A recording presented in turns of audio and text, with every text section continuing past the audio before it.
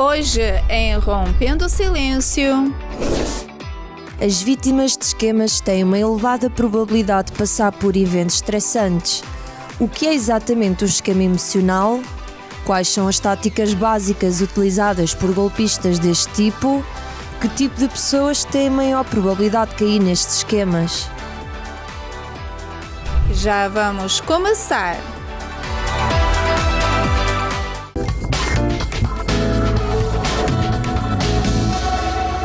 Olá, sejam bem-vindas a mais um Rompendo o Silêncio. E hoje vamos ter um tema muito difícil.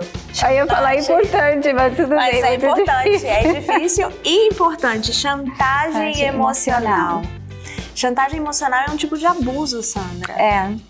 É abuso tanto para a pessoa e talvez assim a pessoa ela é vítima desse abuso também, não? Sim. E engana-se quem pensa que só as pessoas muito ingênuas caem em chantagem emocionais. Não, as pessoas chantagistas, eles usam a chantagem emocional como uma forma de... Ela às vezes vem disfarçada como prova de amor. Eu preciso de uma prova de que você me ama, então faça isso. Ou no trabalho, não? O chefe quer que a pessoa fique mais tempo, aí não valoriza o tempo do trabalho que ela fez todo dia e fala, você não pode ficar mais tarde, não sei o quê. Começa a trabalhar até no funcionário. Sim, com amigos, ou seja, a chantagem emocional engloba muitos tipos de relacionamento, desde os pais com os filhos com os pais, no trabalho, como você disse, Sandra, amigos, relacionamentos entre marido e mulher, relacionamentos amorosos. Inclusive, vamos também hoje descobrir que também há chantagens através da internet. Então, coisas que nós precisamos saber para nos proteger desse tipo de chantagem. E hoje nós vamos ver tudo isso e muito mais no programa. Então, fiquem ligados, nós vamos à nossa primeira matéria e nós já voltamos.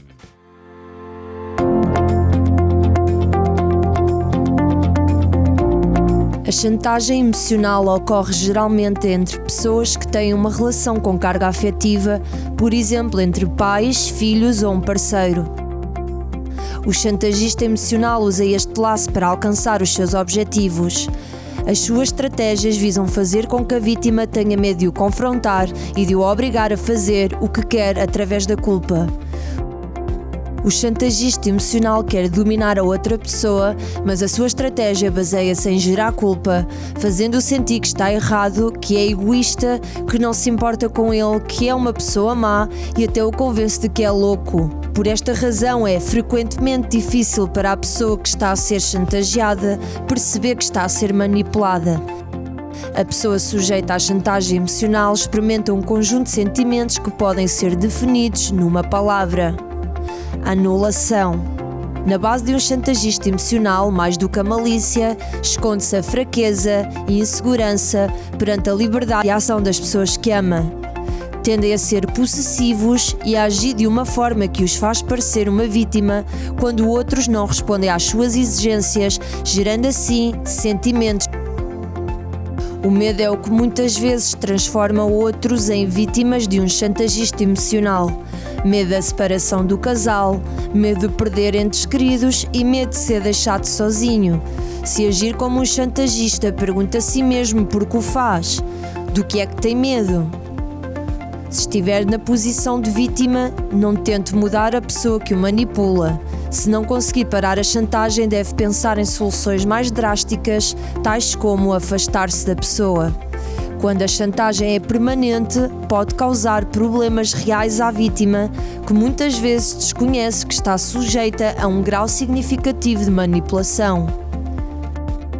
Os distúrbios de ansiedade e depressão são muito frequentes em pessoas sujeitas à chantagem emocional, assim como a presença de sinais físicos de stress crónico, incluindo dores de cabeça, insónias, dores musculares, problemas digestivos, distúrbios de pele e tensão arterial elevada.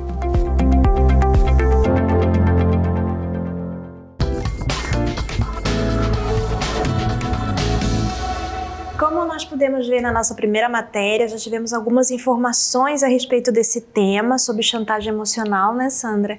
E eu gostaria de chamar para essa conversa agora, diretamente do Brasil, pelo Zoom, a Nuti, que é terapeuta. Olá, Nuti, seja bem-vinda. Olá, boa tarde. Boa tarde. Boa tarde, Sandra. Boa tarde, Valéria. Boa tarde. Com vocês. Sim, Nuti. Eu já gostaria de começar perguntando o que é chantagem emocional. Bom, antes de mais nada, é interessante, e eu acho muito importante, a gente entender o que seria uma relação saudável, né? Na clínica, o que a gente percebe? Numa relação saudável, existe ali equilíbrio e respeito nas trocas, né, do que entregar ou abrir mão. E esse movimento, ele ocorre com a intenção de cuidar e manter a convivência segura e confortável no dia a dia nessa relação. Na chantagem emocional, a relação ela é desigual. Ela está atravessada pela manipulação psicológica, cognitiva e afetiva, ao qual uma ameaça ou pressão se faz presente, de modo aberto ou velado, com o objetivo de tirar vantagem do outro. Ele é um vínculo patológico, que expõe e atinge aspectos profundos da personalidade da vítima, deixando-a fragilizada e cada vez mais vulnerável às investidas do chantagista, que busca quase sempre obter uma vantagem ou poder sobre a sua vítima. Né? Entendi.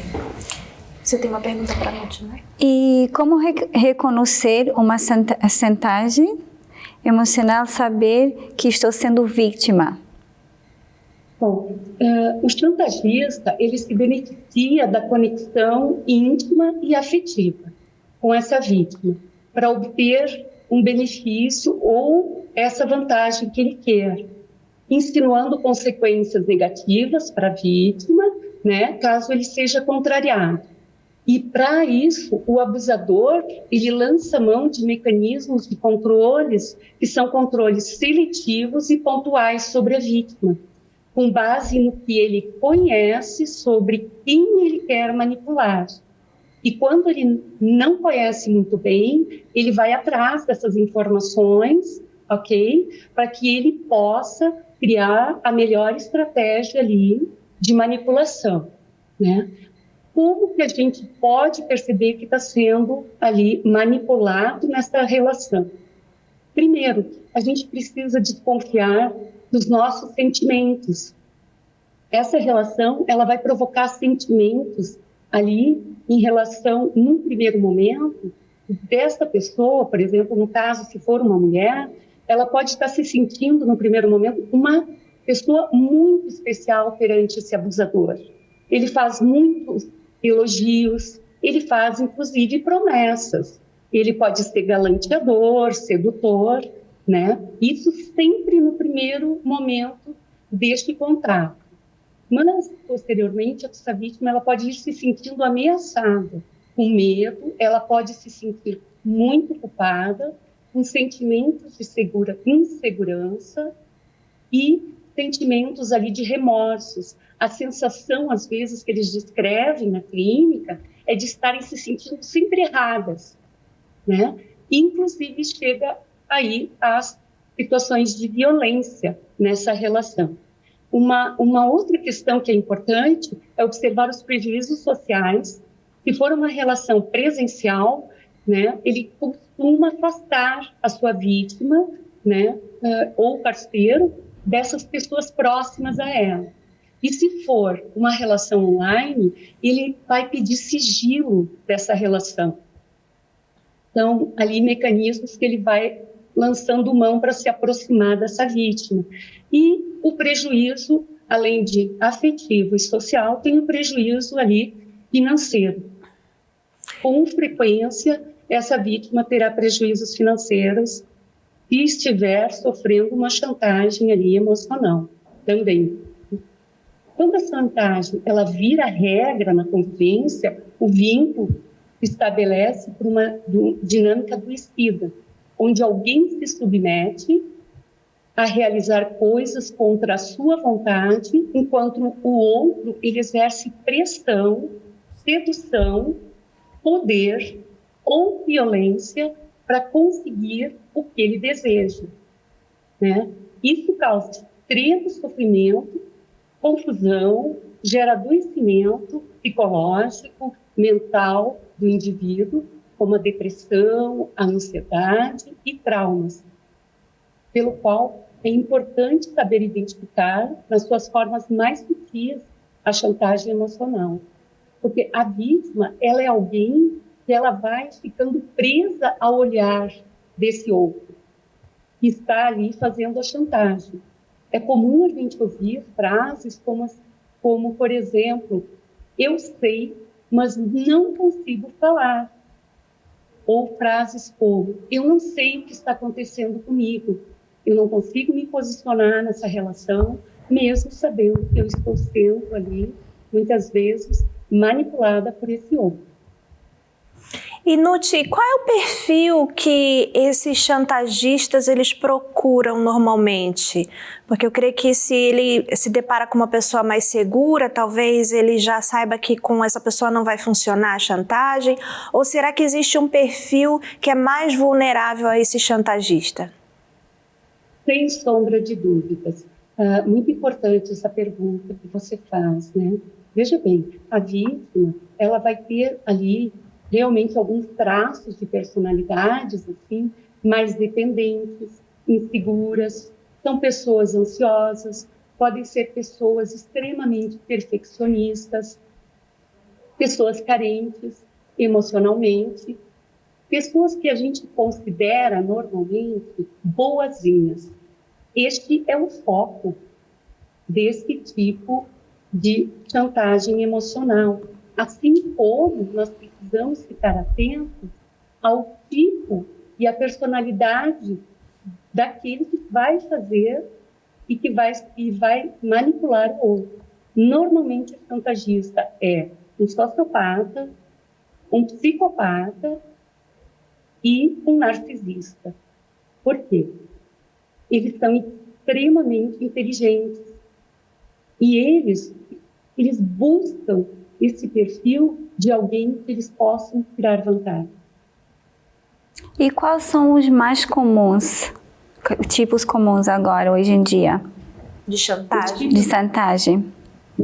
Os tipos de chantagem mais comuns que nós vamos encontrar são a chantagem por recompensa. E ela funciona mais ou menos assim. Se você fizer algo para mim, eu te dou o que você deseja em troca. Eles fazem promessas, os chantagistas. Só que eles usam da gentileza, como sedução, como artifício, para obter o que deseja, e é frequente que eles adiem ou não cumpram a sua parte no combinado, gerando danos à vítima. Um outro tipo de chantagem que nós vamos encontrar é a vitimização. É comum ele colocar-se na posição de um compreendido, com o intuito de despertar piedade ou culpa de quem ele deseja manipular. Normalmente, eles falam frases como, depois de tudo que eu fiz por eles me abandonaram. Ou frases como, você nunca consegue reconhecer o que eu faço por você. Né? Tem uma chantagem também, que é a gaslight, né, que é traduzida como manipulação, que ela acontece quando o manipulador ele distorce informação da realidade, fazendo a vítima acreditar que ela está errada ou equivocada. O objetivo dessa chantagem, né, é fazer a vítima duvidar de sua própria memória, da sua própria percepção sobre o que ocorreu e até duvidar sobre a sua saúde mental, despertando inúmeras dúvidas e muito sofrimento emocional na pessoa. O termo gaslight, ele surge em 1944 com um filme que se chama Meia Luz, que conta a história ali de um casal onde o homem faz tudo para convencer a esposa que ela está perdendo a razão. A intenção dele era ficar ali com a fortuna dela. Assim que nasceu esse termo E ele hoje é uma das chantagens mais comuns ali de se vivenciar na clínica, inclusive. Tem a chantagem, que a gente vai chamar, a chantagem que ela é relacionada ao relacionamento íntimo. A dinâmica do relacionamento, ela gira em torno de uma ameaça do suposto fim deste relacionamento. Isso porque o abusador, ele coloca frequentemente em risco a união do casal, enquanto a vítima geralmente se sente pressionada a realizar o que não quer para não perder o seu amor ou não acabar sozinho. Isso, frequentemente, é colocado para pessoas que são mais dependentes, né? E o abusador, ele consegue identificar isso facilmente na vítima, né? E nós temos também a chantagem paterna e materna, que é um modelo de relação que ocorre na família de origem. Essa relação ali, ela vai colocar dentro do lar, né, desta vítima. Ela ocorre muitas vezes de maneira imperceptível, né? Quando a mãe se coloca numa posição de fragilidade, de vítima e de pessoa incompreendida. Então, gerando ali sentimentos de pena ou culpa nos filhos. É necessário nós estarmos atentos à comunicação das nossas necessidades aos nossos filhos e às nossas crianças, de forma que seja aberta, firme, mas afetiva, bastante efetiva no caso, né? Frases aparentemente inofensivas, elas geram confusão afetiva na criança, pois ela não sabe e não tem recursos para distinguir o sentimento e o significado daquela linguagem da mãe ou do seu cuidador, se é uma linguagem ali de sedução ou se é uma linguagem de ternura que o adulto está tendo com ela. Por exemplo, tem mães que dizem: se você não fizer o que a mamãe pediu, eu ficarei triste, ou a mamãe não vai mais gostar de você. Veja bem, pode ser devastador para a criança e para a autoestima dela, que deixa ela sem se amar. Porque, veja, se essa mãe vai deixar de amar ela, ela vai continuar amando essa mãe, mas ela vai deixar de se amar. E isso interfere muito em sentimentos de insegurança e de autoestima dessa criança, porque ela não consegue deixar de amar a mãe. Mas como ela está errada, ela começa a desacreditar nela mesma e deixar de amar a si mesma. Você vê, perdão. Você vê, Nuti, que não há idade, né, para sofrer esse tipo de chantagem. Desde a infância já se começa a ter esse tipo de comportamento, até vindo dos pais, né? A gente gostaria muito de agradecer a sua participação. Eu acho que já deu uma introdução boa no assunto, para aqueles que estão em casa poderem identificar se estão sofrendo esse tipo de abuso ou até mesmo estão sendo esses chantagistas emocionais. Muito obrigada, Nuti. Obrigada. E eu gostaria, Sandra, agora de chamar para a nossa conversa o Rodrigo. Ele é psicólogo, ele está no Brasil e ele vai falar com a gente através do Zoom. Seja bem-vindo, Rodrigo. Muito obrigado pelo convite. Boa tarde a todos. Boa tarde. E vamos na primeira pergunta, por favor. Chantagem online, que é mais comum? Qual é mais comum?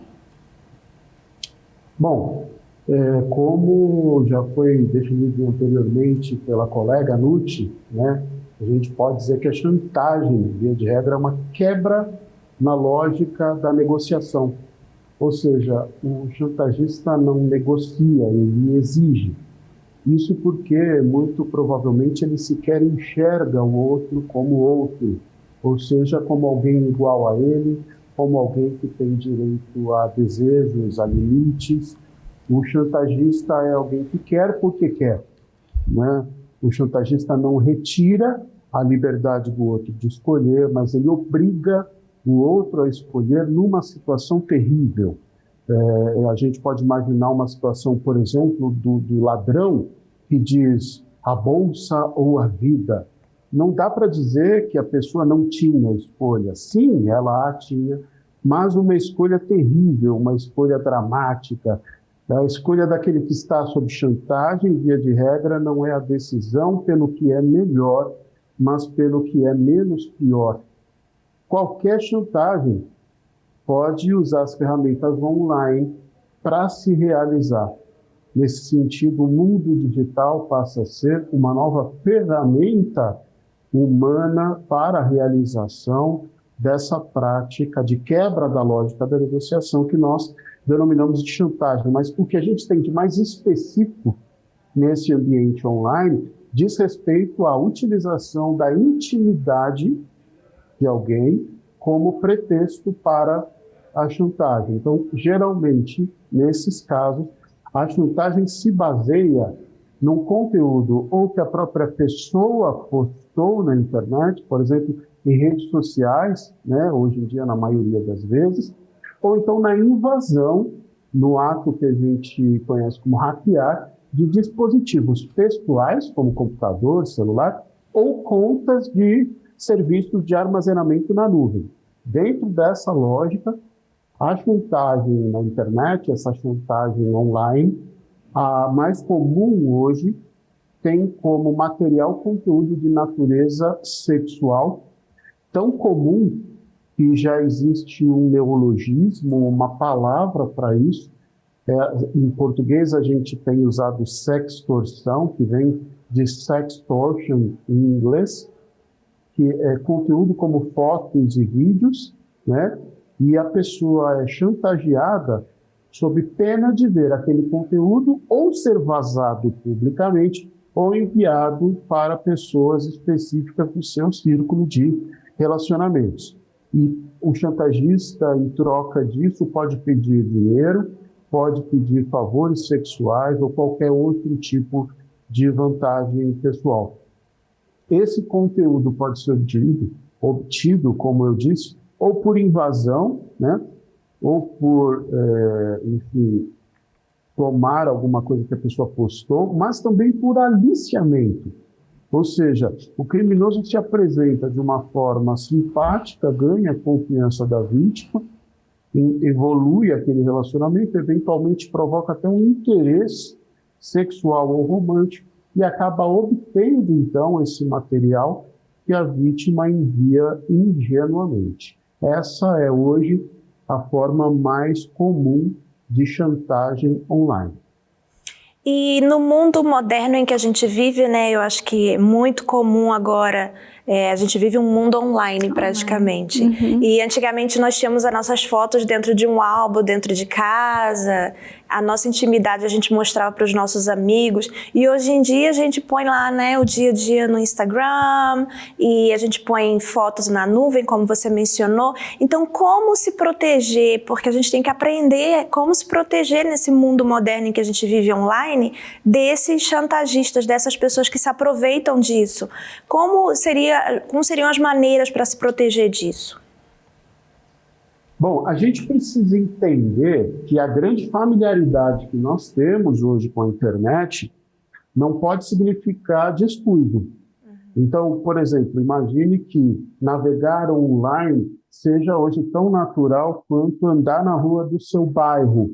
Para boa parte das pessoas é assim, né? Pois bem, por acaso você andaria pela rua com os números do seu cartão de crédito à vista de todo mundo? Você andaria exibindo seu aparelho celular de última geração? Se algum desconhecido lhe parasse e perguntasse onde você mora, você diria? Então, são coisas que, infelizmente, essa familiaridade com a internet tem levado as pessoas a fazer de maneira ingênua. Tão ingênua que, se ela pensar numa situação corriqueira como andar nas ruas, ela vai perceber que ela tem muito mais cuidado no mundo concreto do que no mundo online, o que não se justifica, porque cada vez mais o online permite uma sofisticação das formas de obtenção de conteúdo e de utilização com intenção, enfim, desajustada desse conteúdo. Então, para se proteger de chantagens online, é fundamental evitar ao máximo compartilhar informações pessoais ou confidenciais com provavelmente a grande parte ou quase a totalidade dos serviços e empresas com quem você tem relacionamento.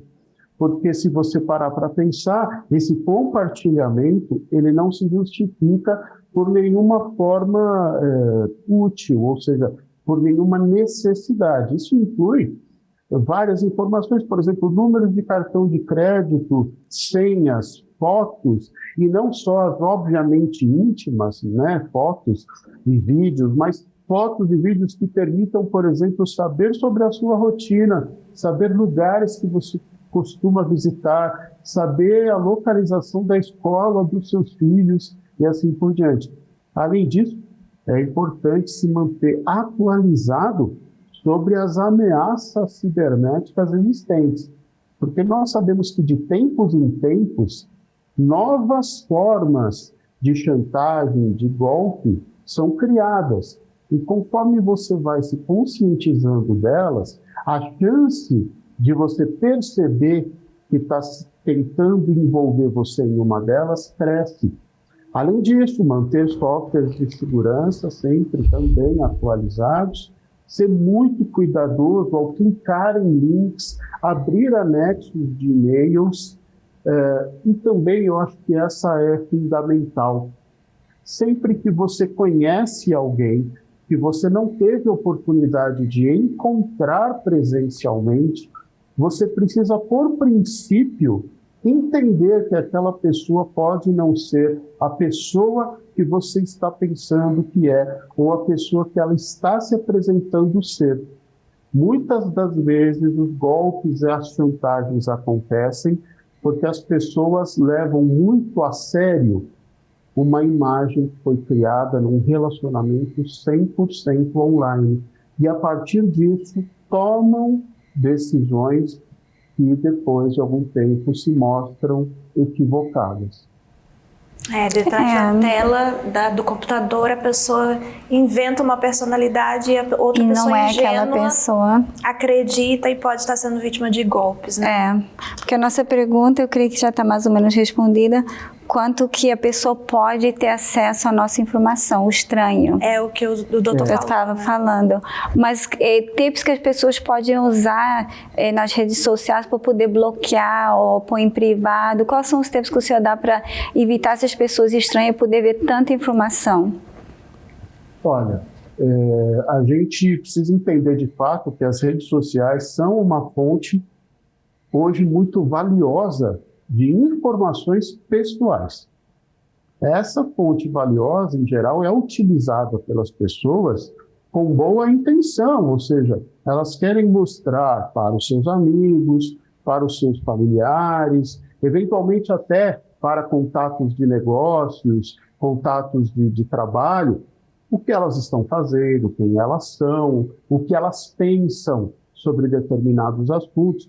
Porém, as pessoas muitas vezes compartilham essas informações, como eu falei, localização, interesses, relacionamentos, trabalho, escola, outros detalhes pessoais nesses perfis, né, de redes sociais, incluem lá fotos, incluem vídeos que revelam as tais informações adicionais, mas se esquecem que todos itens podem estar sendo acessados também por pessoas mal intencionadas. Então, outra coisa que a gente precisa levar em consideração é que hoje todas as redes sociais e mecanismos de busca utilizam os tais algoritmos. Algoritmos, né, uma palavra que vem sendo utilizada quase que cotidianamente já pelas pessoas, embora ela venha da lógica e venha da lógica de programação em tecnologia da informação.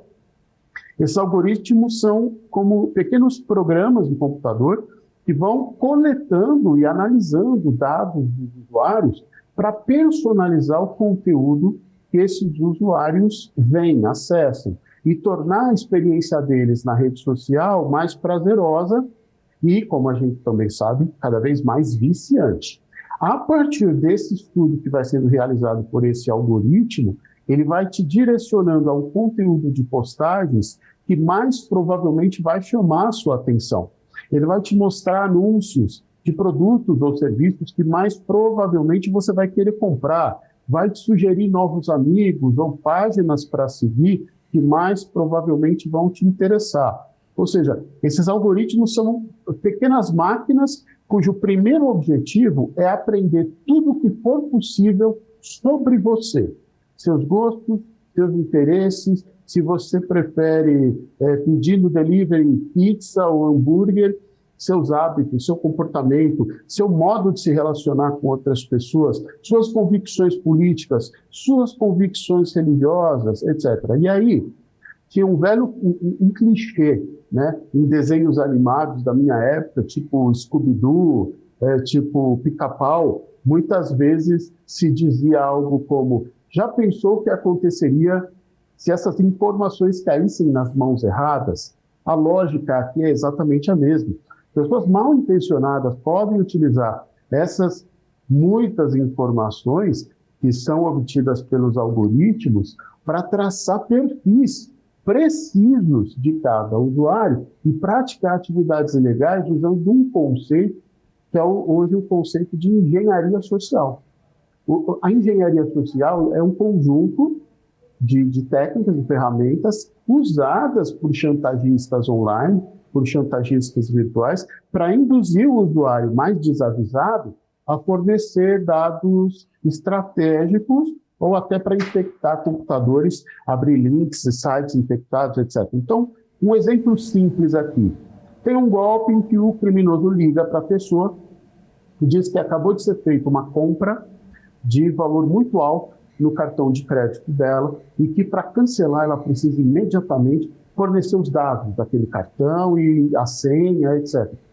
Eu falando aqui isso agora pode até parecer meio bizarro, porque o banco está te ligando, ele já tem todas essas informações, não faria sentido estar pedindo. Mas o que acontece naquele momento que o golpista diz que uma compra de altíssimo valor foi feita ou está sendo feita, naquele exato momento, ele cria uma pressão que deixa você fora de si. E aí você está tomando um rombo financeiro, você está sendo roubado, e todas as economias da sua vida podem estar indo ralo abaixo. Ele te deixa mais suscetível a fazer coisas que depois você até pode ficar com raiva de si mesmo, pode achar que foi tolo, mas aí já vai ser tarde demais. Essa é a tal da engenharia social. E para aumentar a credibilidade da coisa, a pessoa ainda diz algumas outras coisas sobre você que você mesmo imagina que, enfim, só pode ser a empresa tal, só pode ser o banco tal. Mas a gente esquece que como é fácil obter essas informações por outras vias, né? Muitas vezes você usa um Wi-Fi público, por exemplo, de uma praça de alimentação de shopping, né? Com o seu celular, com o seu tablet, com o seu notebook, e pronto, um hacker muito iniciante ali já é capaz de entrar e saber muitas coisas sobre você sem precisar escrever uma linha de código de programação, né? Além disso, esses algoritmos também podem ser manipulados para exibir conteúdo falso ou conteúdo tendencioso, o que pode levar as pessoas a tomar decisões erradas baseadas em informações incorretas. Então, é importante ser muito consciente das informações que você compartilha e do modo como você acessa a internet, as redes sociais, e configurar também, especialmente no caso de redes sociais, as suas configurações de privacidade de uma maneira adequada. Porque isso limita o acesso de pessoas quaisquer às suas informações pessoais. E além do que eu já disse sobre estar sempre atualizado com essas ameaças cibernéticas, estar sempre atualizado com programas de proteção e atualizados em todos os seus dispositivos. Ou seja, nós não podemos ser ingênuos ao usar a internet e achar que estamos num ambiente seguro, que é ali o nosso computador, estamos ali seguros. Temos que saber como nos defender. E muito obrigada, porque eu acho que você deu muitos tips para quem nos está assistindo agora e para nós também. Quem nunca usou o Wi-Fi do shopping, né? Então, muito obrigada pela sua participação e a gente espera poder contar com a sua participação em futuros programas, tá bem, Rodrigo? Eu também, muito obrigado. Obrigada. Nós vamos agora a uma matéria que vai falar um pouquinho mais sobre as chantagens e nós já voltamos. Como detectar um chantagista emocional? A chantagem não é a mesma e não tem o mesmo objetivo. Em alguns casos, a manipulação é quase inofensiva, mas noutros casos pode causar danos psicológicos profundos. De facto, quando a manipulação se prolonga, causa feridas emocionais profundas na pessoa que sofre. É por isso que é importante detectar precocemente o chantagista. As suas exigências são excessivas. Os chantagistas fazem sempre exigências que geralmente vão contra as nossas necessidades e desejos. De facto, não importa quantas vezes tenhamos cedido às suas exigências, eles nunca ficarão satisfeitos, nem sequer se recordarão do que sacrificámos por eles no passado. Eles vão querer sempre mais. Eles colocam uma grande resistência, o chantagista quase nunca cede. Mantém a sua posição e luta. Se pensarmos de forma diferente, se não cumprirmos os seus desejos, eles mostrarão a sua raiva ou desilusão da pior maneira, fazendo-nos sentir mal. Eles distorcem as palavras. O manipulador é um especialista em trocar palavras porque não está disposto a assumir a responsabilidade. Se tentarmos reclamar os nossos direitos, eles assumirão imediatamente o papel de vítima ou recordar-nos-ão de tudo o que fizeram por nós. Eles ameaçam continuamente. Estas nem sempre são ameaças diretas, em muitos casos são ameaças disfarçadas. Por exemplo, o manipulador pode exagerar as consequências de uma decisão errada. Podem ameaçar com a dor e o sofrimento que sentirão como resultado dessa decisão, ou mesmo dizer que é melhor parar a relação, mesmo que não o façam realmente. Subestimam os problemas dos outros. O manipulador não está interessado nos problemas da sua vítima. O chantagista ignorará os nossos problemas e tentará desviar a atenção para os seus próprios supostos problemas. A vítima é obrigada a suportar o fardo de ambos e, se não o fizer, é classificada como egoísta e insensível. Eles conhecem os pontos fracos e não hesitam em tocar neles. O chantagista é um hábil leitor emocional. Ele não se caracteriza exatamente pela empatia. Ele irá recorrer a estas fraquezas para o manipular. Ele age com arrogância e rigidez. A maioria dos manipuladores precisa de dominar a conversa. Querem ter sempre razão e ficar chateados quando são aconselhados ou contraditos porque o consideram um insulto à sua inteligência. O seu objetivo é anular a opinião da outra pessoa. Eles mudam de humor com extrema facilidade. Podem parecer felizes e satisfeitos, mas no momento seguinte, se a vítima resistir, pode transformar-se e chorar, ficar zangado ou gritar.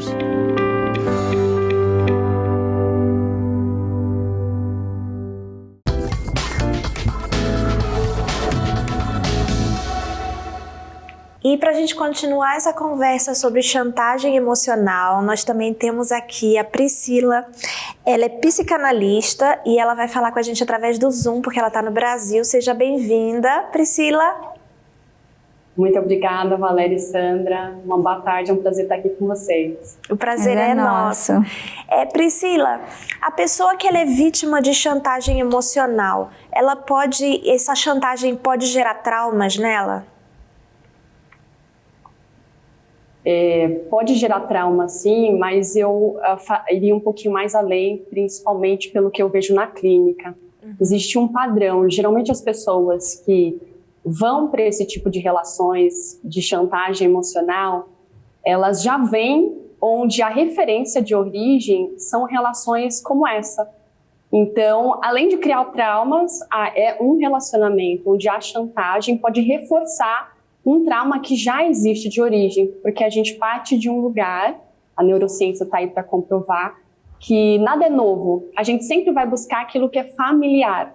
E dentro da clínica, aquilo que eu vejo, quando me chega uma pessoa que passa por situações, relações onde há chantagem emocional, quando a gente vai olhar no contexto da familiar, tem a referência.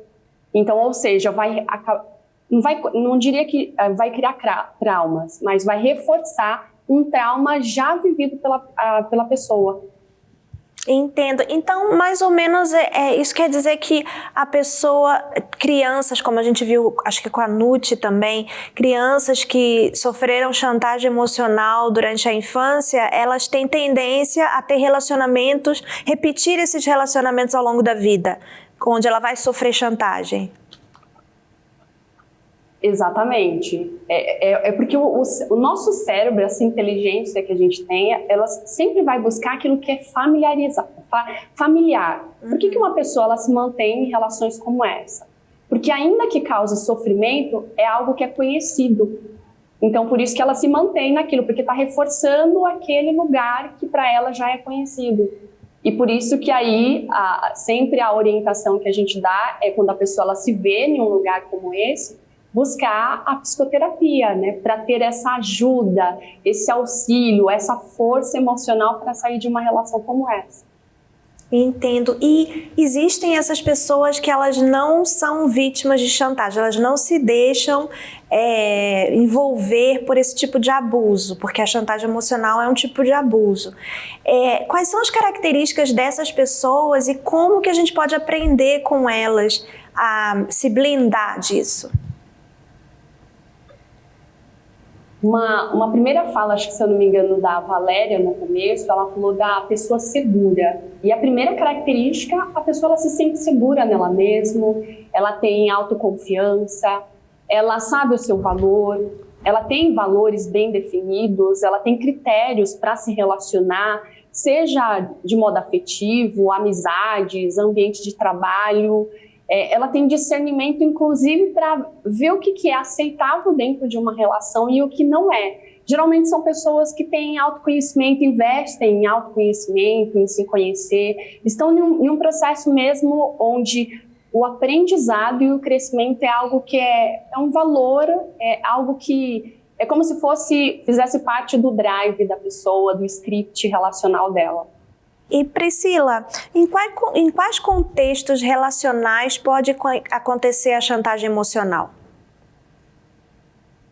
Olha, em todos os contextos, né? Tanto entre a primeira relação de base, que é pais e filhos, mãe e pai, cuidadores, familiares, no núcleo familiar, relação de amigos, relação da escola, colegas de escola, ambiente de trabalho. Todas as relações é suscetível que tem alguém que chantageie e a pessoa que também é chantageada.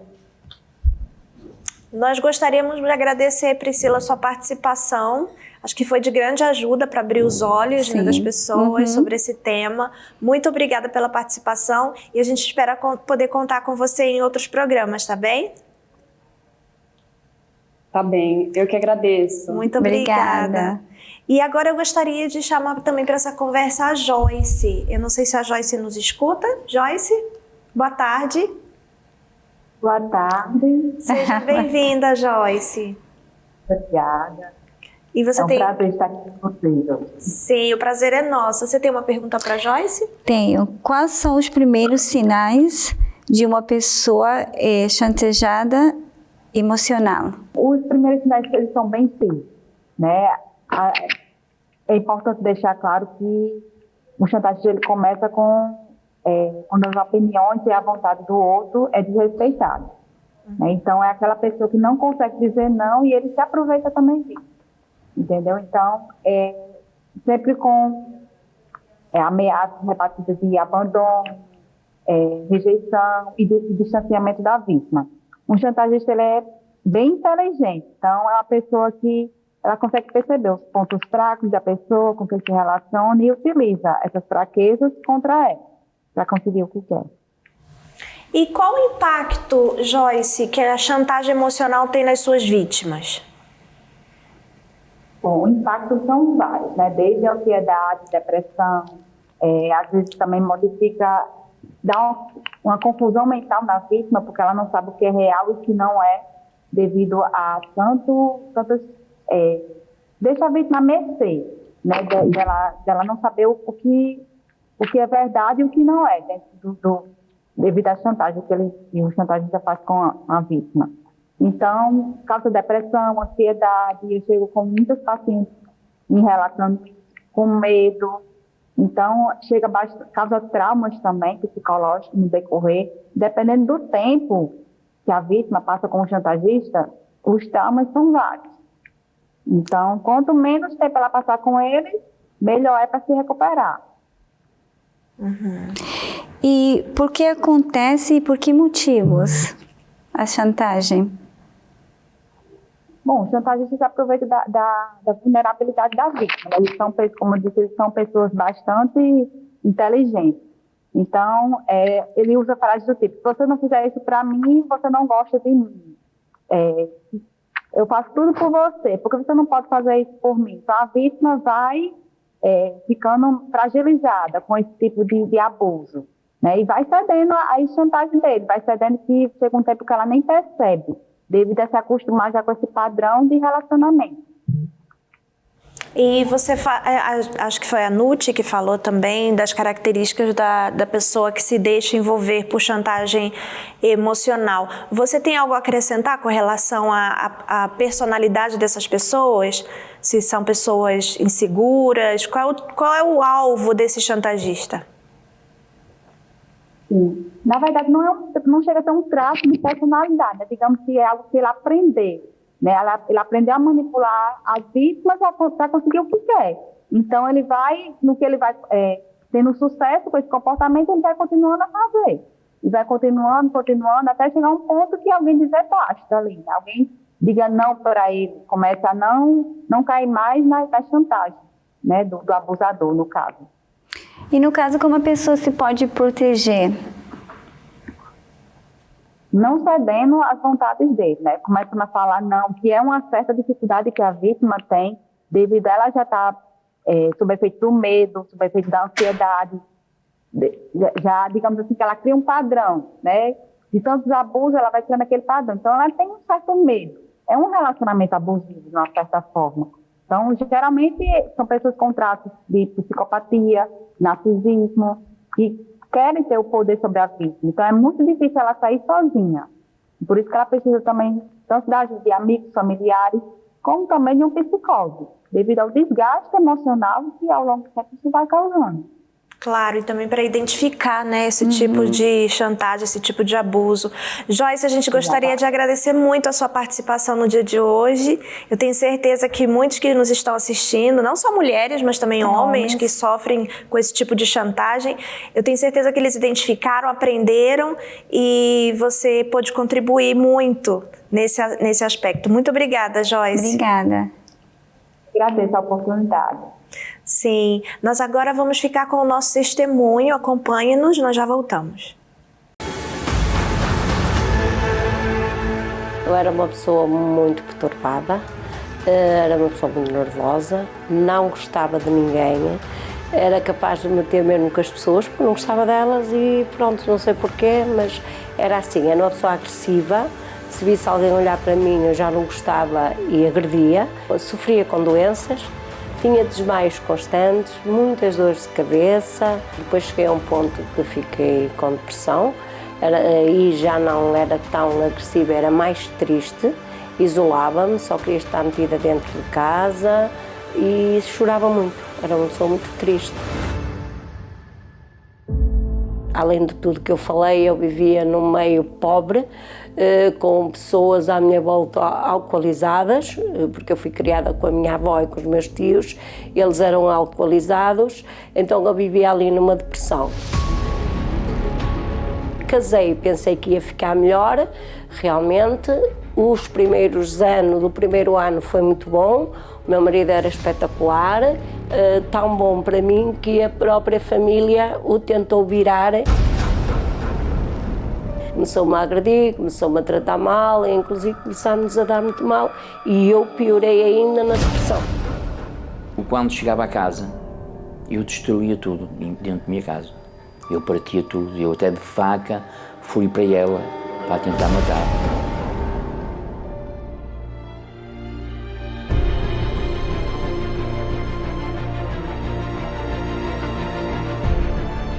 Conhecer a Igreja Universal foi realmente fantástico. Chorei. Quando saí, saí muito mais aliviada, com vontade de ir voltar outra vez, porque fiquei tão aliviada que eu queria ir no outro dia a seguir. Comecei a fazer o que ele orientava, eu jejuava, eu orava de noite, de madrugada, e aí começou a ver completamente a minha transformação. Começou por mim, porque apesar de tudo, das situações que eu tinha em casa com o marido, eu também falava, pois estava nervosa e também falava. Eu comecei a beber um copinho de água e a fechar a boca. O meu marido dizia assim, não falas? Então agora não falas? Mas vou-me a meter contigo, tu não falas? E eu, caladinha, como um fuso. Pronto, foi essa a minha transformação.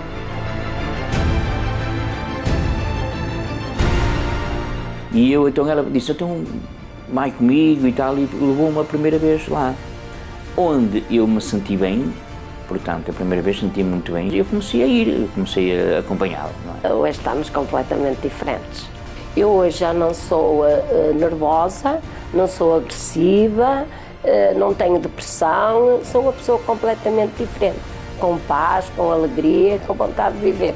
Hoje estou muito feliz, hoje, graças a Deus, tenho a minha esposa ao meu lado, tenho os meus filhos, tenho a minha família toda unida, não é? Pronto, sou muito feliz, graças a Deus, sou muito feliz.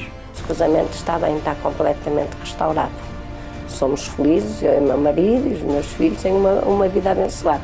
Hoje sou muito feliz. Que bacana o testemunho da dona Josefina, né? Tu vê, Valéria, cada semana a gente tem colocado um testemunho forte, um testemunho de transformação de vida, pessoas que têm sido curadas, pessoas que têm deixado vícios, sim, pessoas que realmente estavam em uma vida que ela pensava que não tinha solução, mas através da fé, através de escutar um homem de Deus dando essa palavra que vem da Bíblia, que sim, Deus pode transformar essa pessoa, Deus pode colocar essa paz, libertar essa pessoa.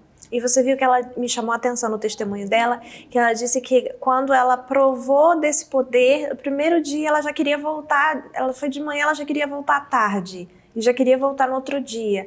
Porque quem experimenta esse poder, quem experimenta essa nova vida que Deus tem para dar, não quer mais largar, não quer mais voltar ao que era antes. E hoje nós falamos de um assunto tão pesado assim, que muitas pessoas são vítimas de chantagem emocional. E eu considero até que o chantagista também é uma vítima. É verdade. Não é só aquele que sofre a chantagem, mas o chantagista também. É uma também. Pessoa deprimida, uma pessoa que ela acha que ela não tem amigos, que a família não gosta dela. É um pensamento que entra, que ela se senta sozinha. Então ela quer ser aceitada, então ela começa a inventar todas essas coisas para poder controlar as pessoas, ter as pessoas, mas na maneira errada. Na verdade, o chantagista, o que ele tem é medo. Ele tem medo de perder essa relação, ele tem medo de perder o amor do filho, no caso dos pais, esse esposo... O trabalho. O trabalho também. Ou seja, tanto um como o outro são vítimas. E às vezes você está em casa e você tem sofrido com depressão, com uma autoestima baixa, você não se sente feliz, você se sente inferior aos demais e por isso você se submete a relações abusivas. Saiba que você tem valor, você vale muito, você é precioso para Deus. Até essa pessoa, desculpa, até essa pessoa que está assistindo a gente da prisão, do hospital, sim, que nesse momento aparentemente você não tem ninguém, sim, mas Deus está aí ao seu lado. Parece que é o fim, parece que você não vale nada, mas olha o que diz o salmista. Em Salmos 139, ele diz assim: eu te louvarei, porque de um modo assombroso e tão maravilhoso fui feito. Maravilhosas são as tuas obras, e a minha alma o sabe muito bem. Então, meu amigo, minha amiga que nos assiste agora, sabe por que você está sofrendo? Sabe por que você acha que você não vale nada, que você fica mendigando o amor e a atenção de outras pessoas? Porque você ainda não sabe, a sua alma ainda não sabe quão maravilhosas as obras de Deus são. E você é a obra desse Deus. Deus te criou, Deus te fez, e Ele não te fez para viver sofrendo. Ele fez você para você ser feliz em todas as áreas da sua vida. É verdade, Deus é cheio de amor, paz, alegria, tudo que é positivo vem do nosso Senhor Jesus. Sim, e eu queria convidar todos agora a orarem conosco. Vamos orar e pedir a Deus em seu favor, para que você tenha essa consciência do quão grandes são as obras de Deus e você é parte dessa obra. Vamos orar, feche os seus olhos. Disse Jesus: tudo o que pedirdes em oração, crendo, recebereis. Oremos. Senhor, meu Deus e meu Pai, meu Deus, em nome do Senhor Jesus, meu Pai, nós entramos na Tua santa e gloriosa presença, meu Deus, e conosco, Senhor, estão orando, meu Deus, todas essas pessoas, meu Pai, que, meu Deus, muitas vezes têm sofrido, meu Deus, desde a sua infância, meu Pai, por muitos anos com desprezo, meu Deus. Muitas que têm lidado, meu Deus, com palavras negativas, palavras de depreciação, meu Deus, coisas que diminuem ela, meu Pai, fizeram ela acreditar que ela é menos, fizeram ela acreditar que ela não tem valor, meu Deus. Mal sabem elas, meu Pai, o valor que elas têm. Meu Pai, tanto valor que o Senhor foi capaz de dar o seu único filho, meu Pai, em favor dessas pessoas, para que hoje elas tivessem vida, para que hoje elas fossem felizes, meu Deus. Meu Pai, então nós te pedimos, Senhor, em nome do Senhor Jesus, que o Senhor as alcance agora com o seu amor, que elas possam perceber esse amor, meu Deus, agora, meu Pai, nesse momento, onde quer que elas estejam, seja em um leito de dor no hospital, seja em suas casas sozinhas, meu Pai, na solidão, seja, meu Deus, numa prisão, numa cela fria de uma prisão, meu Deus, que nesse momento elas possam sentir, elas possam perceber esse amor, esse grande amor que o Senhor tem por elas. Meu Pai, elas possam compreender, meu Deus, que elas não precisam, meu Pai, mendigar atenção, que elas não precisam mendigar amor, meu Pai, porque o Senhor as ama antes de qualquer coisa. Meu Deus, em nome do Senhor Jesus, nós entregamos a cada uma dessas pessoas nas Tuas mãos, Senhor. E nós Te agradecemos, meu Deus, porque sabemos que o Senhor pode tocá-las nesse momento, alcançá-las. E nós sabemos que elas perceberam, elas puderam perceber, sentir esse toque. Obrigada, Senhor. Em nome do Pai, do Filho e do Espírito Santo. Amém. Amém. E eu tenho certeza que você percebeu esse amor. E você percebeu esse poder invadindo aí o seu ser na hora que nós estávamos orando. E isso foi só um pouquinho do que Deus pode fazer na sua vida. Nós queríamos convidar a todos, né, Sandra? Você ligar. Aí está o número da igreja, a direção da igreja. A gente gostaria que você ligasse para você ver a agenda semanal que a gente tem. Todos os dias a gente tem um serviço que está orando por várias coisas, pela família, pela saúde. A gente tem a busca do Espírito Santo. Cada dia a gente tem um propósito aqui na igreja. Então liga para você entrar em contato com o pastor, para ter mais informação. Os pastores estão aqui também 24 horas para poder orar por você, pela sua família. Sempre tem alguém aqui para poder atender você. E não esquecendo que a gente também tem o nosso novo centro de jovens, que a gente trabalha agora com os jovens. A gente tem atividades toda semana. Também você pode ligar para poder saber. Os nossos serviços são em português, espanhol e inglês. Tem os horários durante o dia, durante a tarde, durante a noite, que você também pode estar pegando essa informação quando você ligar. Tá bem? E nós te esperamos numa próxima ocasião, num próximo programa. Fique conosco, não deixe de deixar os seus comentários nas nossas redes sociais, tá bem? E nós te esperamos no próximo dia. Tchau, Deus abençoe. Bye.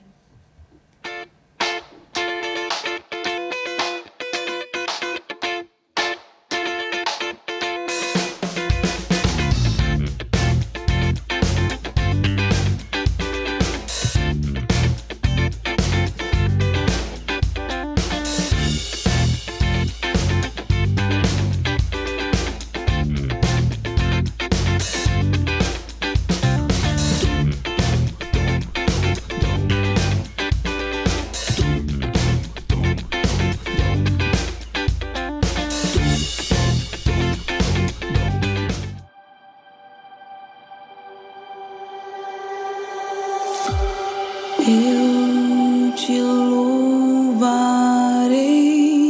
Senhor, de todo o meu coração.